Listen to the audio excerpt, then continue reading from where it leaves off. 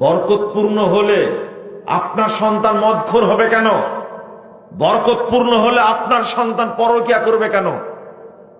আপনার সন্তানের প্রেমিক আছে অন্তত 30টা। কেমনে হয় এটা? মানে ওই মহিলা বরকতি মহিলা না, একটা সন্তান জন্ম দিক। ওমর বিন আব্দুল আজিজ যেমন জন্ম দিয়েছে, ইমাম বুখারীর মা ইমাম বুখারীকে জন্ম দিয়েছে আমিরুল মুমিনিন ফিল হাদিস। তাদের ইখলাস কত ছিল! বলে গেছেন, বাপ আমার যা সম্পদ আছে এই সম্পদে এক অনুপরিমাণ কোনো হারাম নাই। এই টাকা দিয়ে সব টাকা খরচ করবে এই সন্তানের উপরে, যেন ও বড় আলেম হয়।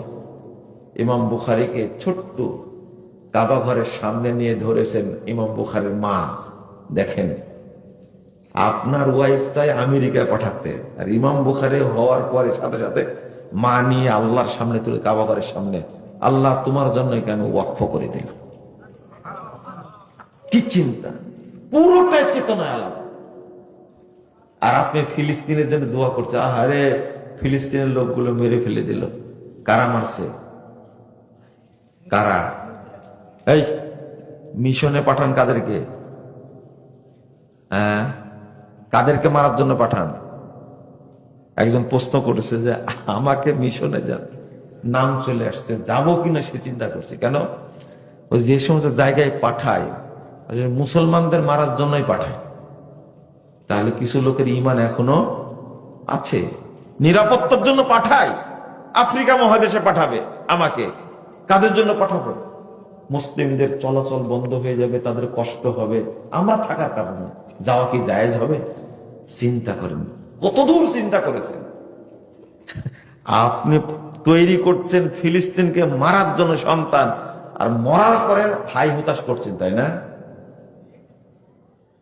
আপনার দোয়া জীবনে কবুল হবে?